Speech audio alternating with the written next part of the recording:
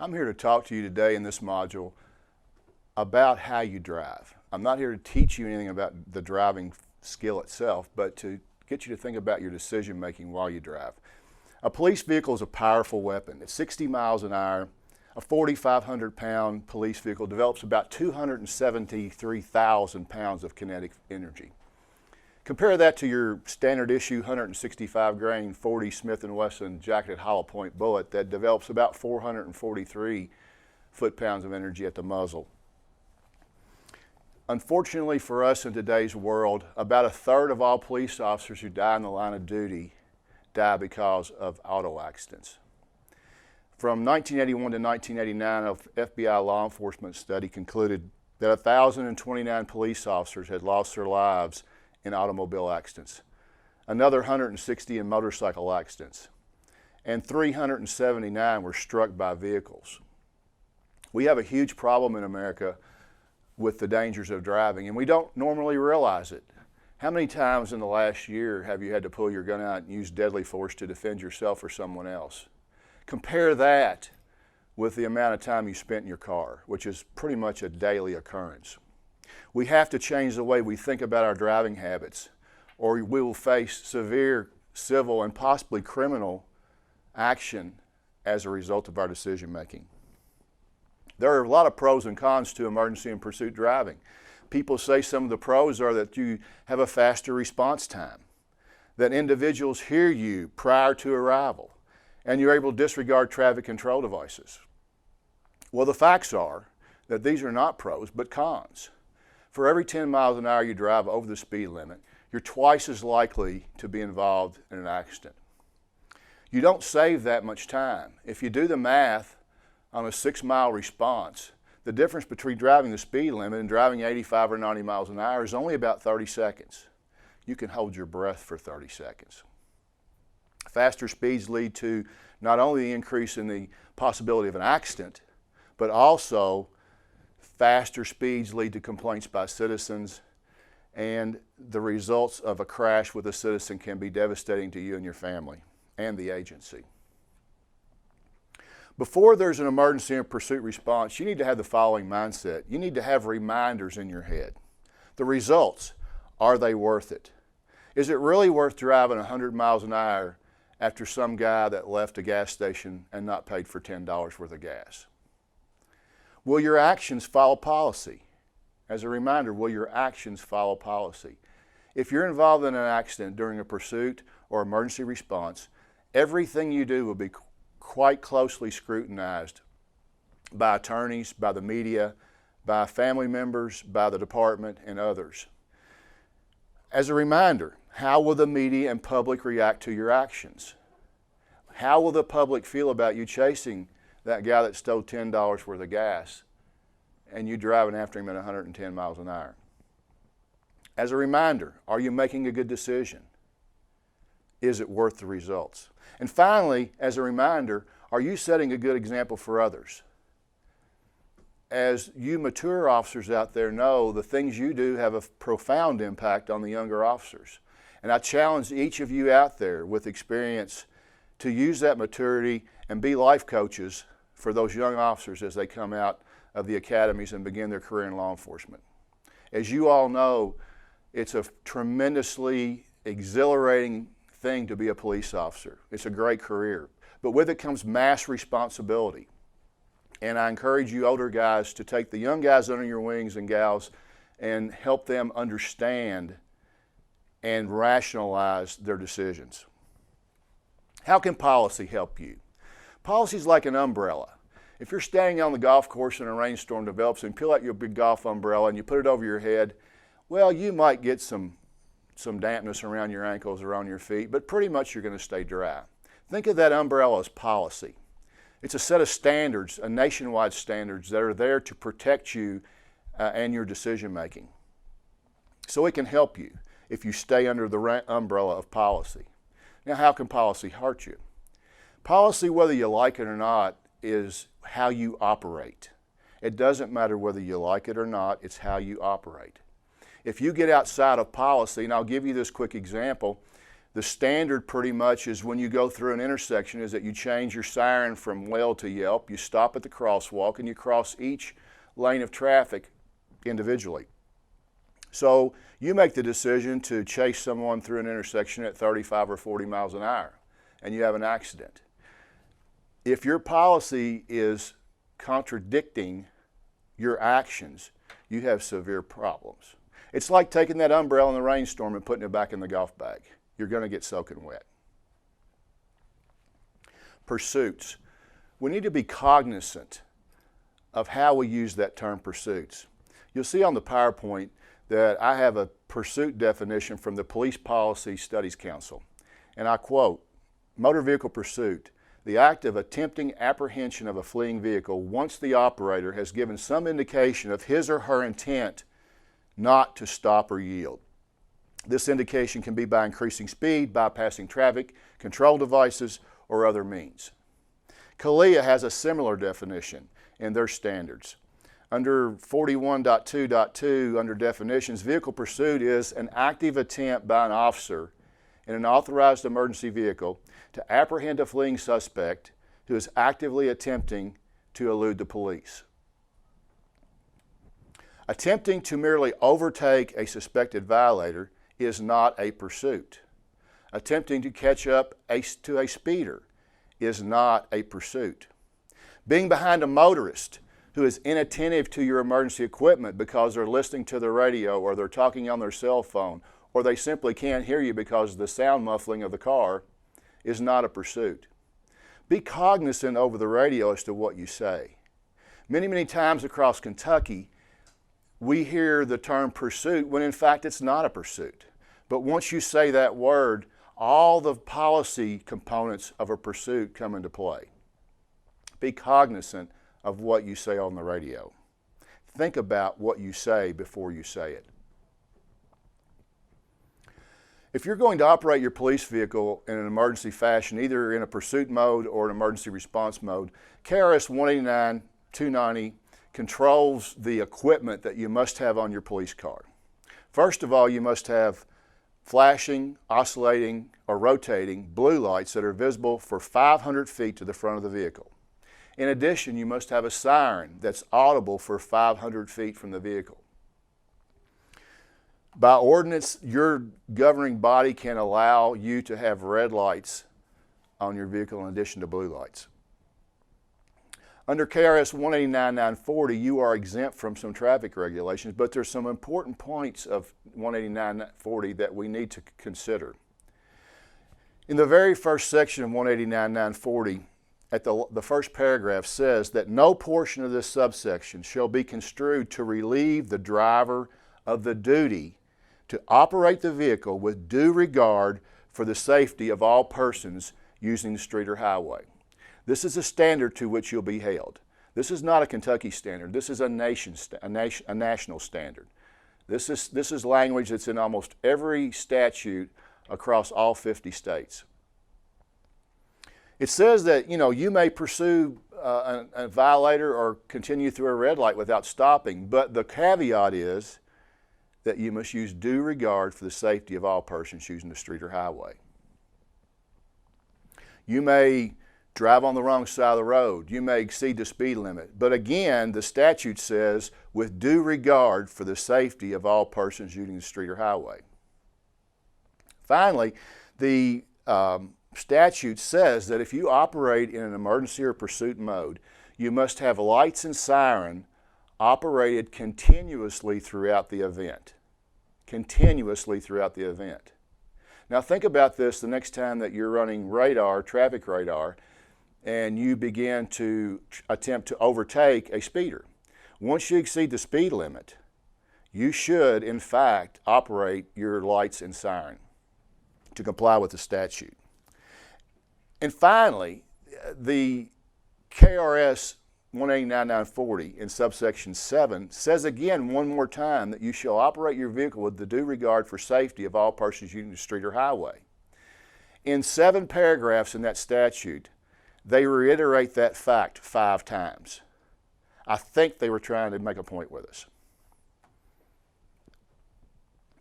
After the pursuit, or emergency response, if there is a collision or if there's some sort of an event, you need to be concerned about officer safety and suspect safety. You need to be concerned with public safety. Unfortunately, in police work today, we have a three-pronged balancing act: public safety, suspect safety, and officer safety. If there is an incident after the pursuit or emergency response, you need to control the scene. But first, you need to secure the scene. I'm always amazed that we can have a police car wreck and no crime tape goes up, nobody's interviewed, the scene is chaotic. Yet if we have an officer-involved shooting, there's tape, there's witness inventory, there's all the things that we're taught to do. Folks, let me tell you that there's no difference between a police shooting and a police car wreck.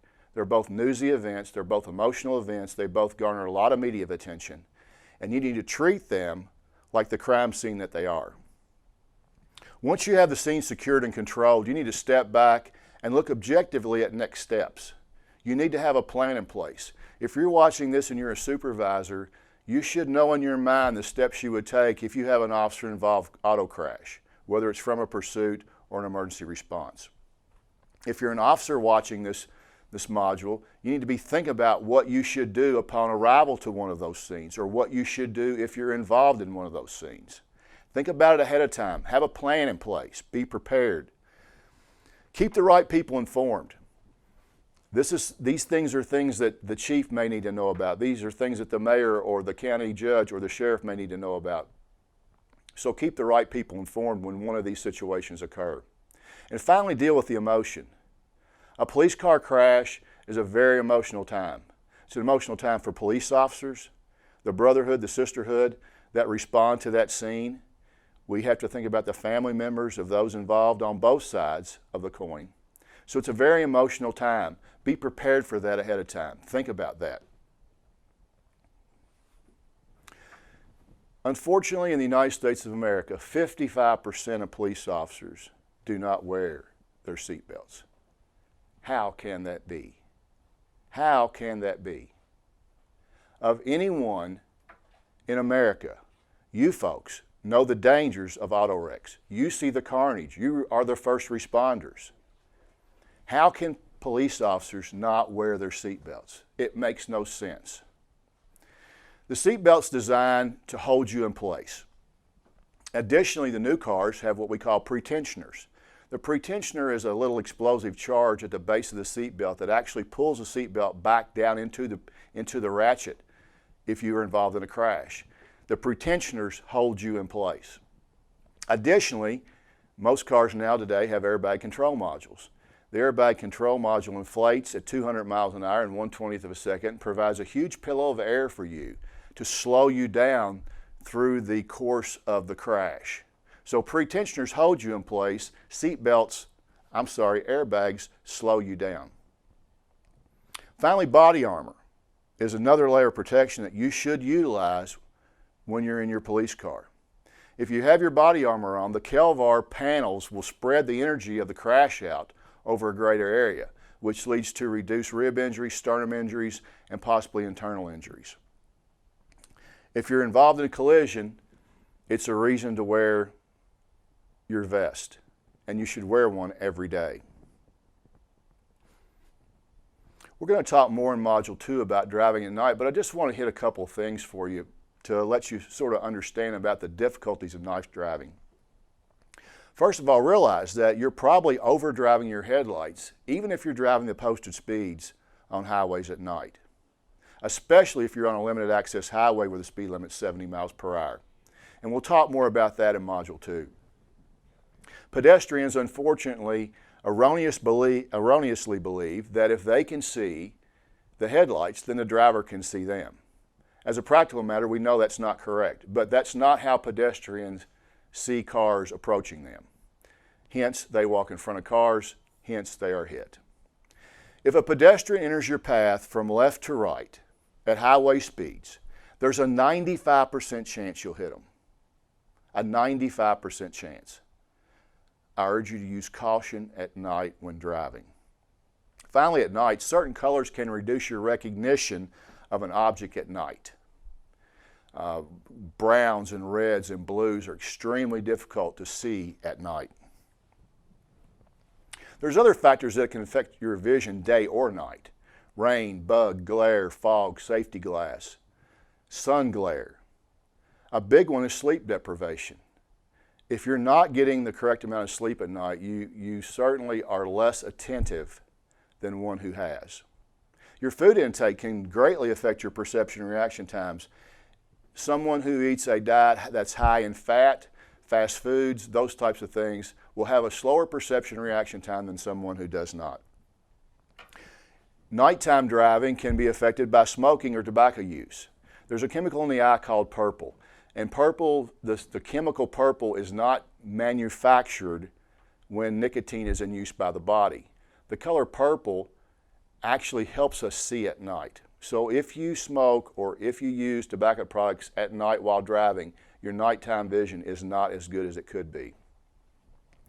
For those men officers that are watching this module, I have to tell you that stress has a big impact on the way you drive your vehicle. The male population is very one-dimensional. We do one thing at a time, and we have trouble multitasking. Our sisters in law enforcement are much better at multitasking than we are. So if you have personal problems, try to leave them at the house. You put them in the police car and you really affect your perception and reaction times and your ability to concentrate on the driving task. Finally, sounds can have a big impact on our driving. Playing the radio, listening to the police radio, the scanner, other traffic can really affect our ability to concentrate and hone in on our driving tasks. When you're driving that police car, your total focus needs to be driving the police car. As we said earlier, your eyes are very ineffective at night, so we see at night by using our lamps, our headlamps. Our headlamps need to be clean. We're going to talk about that in Module 3 and why vehicle inspection before you go to work every morning is so important. Finally, remember, don't outrun your headlights. Your low beams are federally mandated to shine out to 250 feet, and your high beams are federally mandated to shine out to 350 feet. As you can well imagine, at pursuit and emergency response speeds, we can quickly outrun our headlights. Finally, be aware of disability glare. It's a huge problem in America. Depending upon the road and the time of day, the sun can really wreak havoc on our eyes. I suggest that you buy a decent quality pair of sunglasses that's UVA and UVB protected, and wear those glasses during daylight hours. It's especially true for those of you who work night shift to wear your sunglasses when you're off duty. Finally, there's tunnel vision.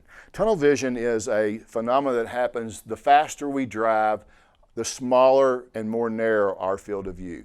The human can basically see about 185 degrees when they're stationary. At 100 miles an hour, your field of vision is about 25 degrees. So if you're driving fast, your head needs to be on a swivel. You need to be looking all around you because you will not see a path intrusion from your peripheral until it's too late if your head's not moving. Be aware that washout exists in law enforcement responses. When I talk about washout, I'm talking about the red and blue lights from opposing police responding vehicles that may encroach into your path. If you have blue lights flashing and you're driving down the road at night and your partner or your responding officer from maybe another department has blue lights flashing, the blue light colors wash each other out and you don't know the other person's coming. With different radio frequencies, this becomes a big problem. So be aware of your surroundings. Keep your head on a swivel and be aware of washout. Visibility can be affected greatly by inclement weather. With 1 inch of rainfall per hour, you can suffer up to 40% loss of distance in visibility. That's a huge factor. Obviously at night and with snow in heavier amounts, that number becomes even greater. So basically we've talked here for the last few minutes about the dangers and the responsibilities with pursuit and emergency response. I'm not here to tell you to never get in a pursuit. I'm not here to tell you to never respond to an emergency in a fast manner. What I'm here today to tell you about is to do it responsibly, to think about your actions. Is it worth the results? Does it comply with policy? Those are things that will become very important to you if you're involved in a crash, doing your job every day. You folks have a tough job. I wish you the best. Be safe out there. Thanks.